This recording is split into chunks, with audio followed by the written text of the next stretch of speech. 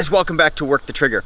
Today I'm going to give you my first thoughts on this guy. This is the Glock 48. This particular model is the MOS model. However, I don't have an optic for it because it only takes a shield or a Holosun 507 or 407K, and pretty much all of those are either super expensive or hard to find. So we don't have the optic right now. This is also the, it does have the rail on the MOS version, but I've got about 50 rounds through this gun now, and this is the first 48 or 43X that I've shot.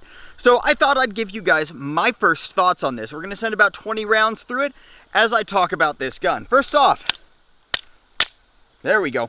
It takes a heck of a lot to drop that slide on that first magazine insert. That's something that most Glocks do pretty easily. This one takes a little bit more of a tap to get it in there. I know that it's not a big deal for what this gun is, but I do like that feature on pretty much every gun that it's on. So I would like to see them maybe fine-tune that a little bit so it doesn't take quite as hard of a slam to get that to go home. But let's go ahead and take some shots through it, and I'll let you guys know kind of what I'm thinking.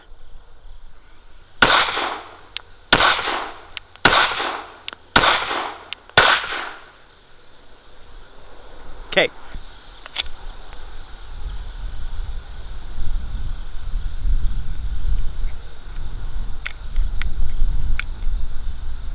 Really, Glock? Guess you're going in there. So, I had a light load. That's the ammo that I'm using. It's a reman ammo, and I got a bad batch. I'm just working through it because I've got it, so it needs to go somewhere. But that kind of highlighted something that I dislike about this.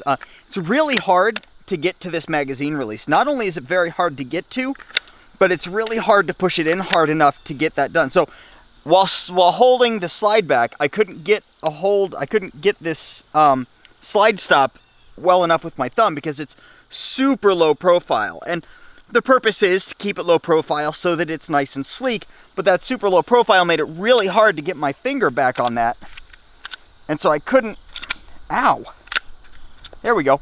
I couldn't get it up there. In trying to do that, I also couldn't shift my hand position, and that mag release was really hard to push down all the way. Like, you've got to push that thing really far in there in order to get it to drop, which would have required shifting my hand position, and thus, basically losing everything. So let's send another few rounds through this thing.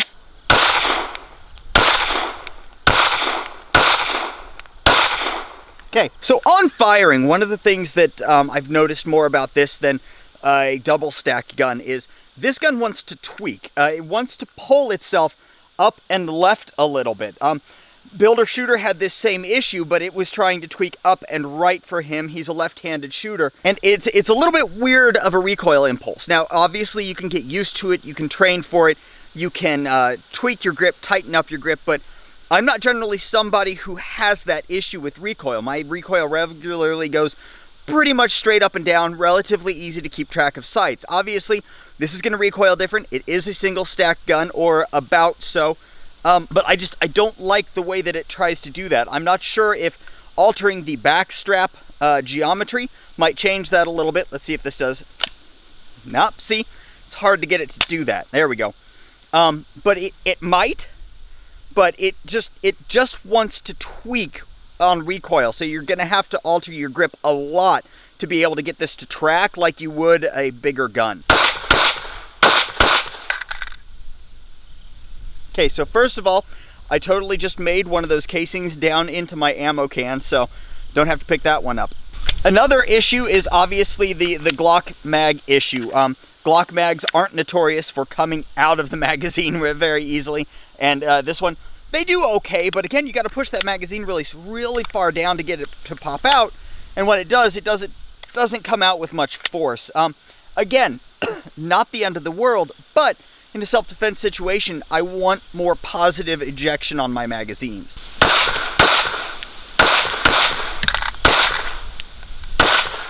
Okay, so it is extremely accurate. Sorry I didn't get any video of the... I'm not shooting at a target, I'm shooting at clays on a berm. Just trying to give you guys an idea of the feeling of shooting this gun more than the accuracy. It's Gen 5 accurate. It's the improvements they made to the Gen 5 are going to float over to this. you're going to have that improved accuracy of a Gen 5. Any misses or anything that would subsequently happen, that's me, that's the shooter. So do expect a good accuracy out of it, but as far as shooting, recoil, and all that stuff goes, you're going to get a different impulse. Obviously, it's not a 19, but I would suggest taking it out and shooting one prior to switching from a 19 to this. Yes, I know the Shield mags have 15 rounds, which gives you that equal capacity between a 19 and this will be more concealable. It is thinner by, I think, about 1/8 of an inch or so between the two. That being said, the 19 is still a more shootable gun.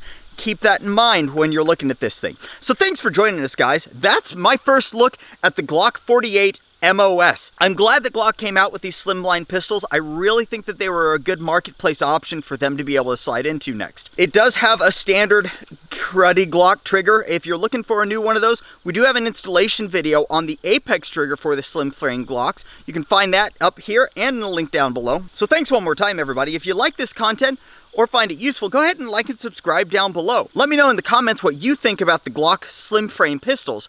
Remember, I appreciate every one of you, and until next time, do your research, get informed, and get to work.